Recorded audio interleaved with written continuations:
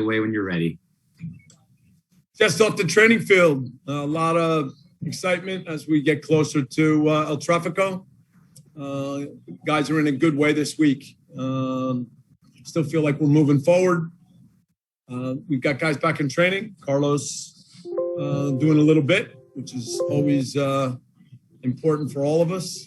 So focused on a big match, one that we're always excited for. We know how much it means to our fans. Thanks, Bob. We're going to start here with Kevin Baxter. Kevin, go ahead and unmute yourself. Hey, Bob. Thanks again for your time. Thanks, Ben. I have a couple of questions.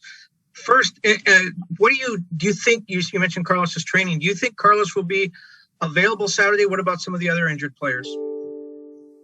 Carlos's situation will still be looked at, and we'll make a decision. So he's not ruled out, but he's not ruled in. Is that fair to say? Yes. The second thing is, since the time you've been in the league, certainly MLS has always tried to tap into that Mexican-American market. And this is a matchup, Vela and Chicharito, that could maybe finally be the key to doing that. Do you think this would be sort of an important, if these two were to square off and they have two other chances this year, is this one of those moments where maybe the league, it gets a little bit noticed down south and maybe even other places around the world?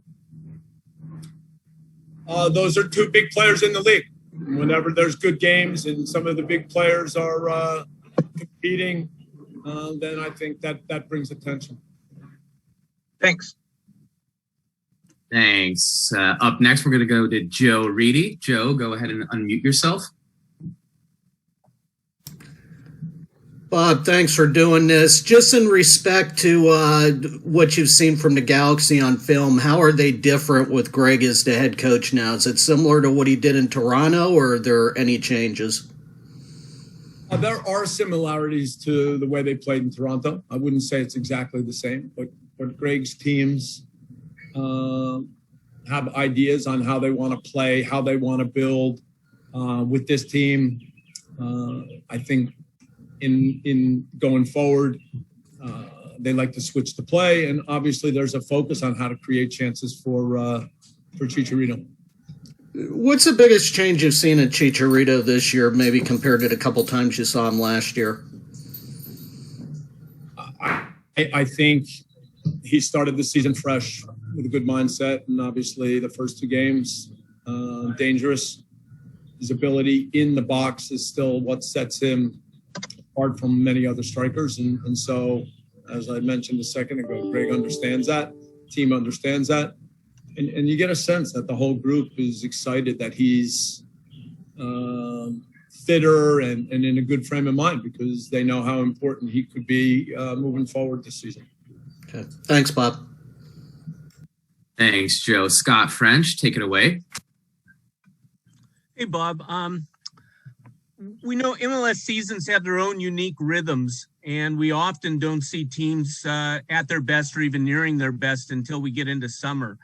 I'm just wondering where you feel like you are on where you want to be scale this year. What are the things that you're really happy with?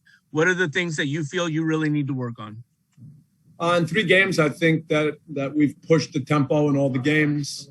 I think defensively we've been good. We've won the ball back in really good ways. We've not been sharp in terms of taking advantage of situations going forward, finding the right pass, the timing, the execution on important plays. Wonderful. Thank you, Bob. Thanks, Scott. Katya, go ahead. Thanks, Ben. Hi, Bob. You were talking about Chicharito. I just want to know what kind of threat does this version of Chicharito present, and just the way that overall that the Galaxy has started those first 2 games of the season in particular. Whenever you play against a striker who's alert and smart and sniffs out chances in the box, it just means that the awareness and the alertness and the reactions of everyone have to be at the highest level. We know it when, for example, we play against Seattle, because Rui Diaz has many of those same qualities. So that is clearly what the challenge of playing against Chicharito is all about. Thank you. Paul Tenorio. Thank you. Hey, Bob. When you first arrived in LA, the way you guys have built this club, there's been a real focus on signing players that you can develop and, with an eye on, maybe potentially selling them down the road. And that kind of creates this balance between the goals of winning an MLS Cup with that point where sales changes the dynamic of the roster. That could be coming up here in the summer for you. How do you approach the season with that in mind, that you may kind of reach this proof of concept point with several players where they could be sold on, but you still have very much the goal and expectation to win a trophy at the end of the year, to win MLS Cup? Yes, we started with the idea that we can develop players and have opportunities to move them forward, sell players. I think if it wasn't for the pandemic, some of the players that are still here, like Diego Rossi and Edward Atuesta, would have already been moved. The summer is going to be an important time for us.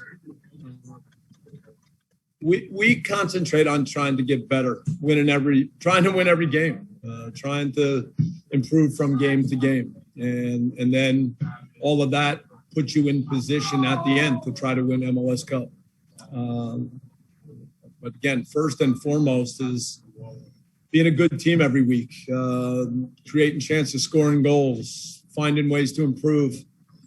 So as long as guys like Diego and Edward are here, the responsibility is to find good ways to engage them and help them continue to get better. That never stops.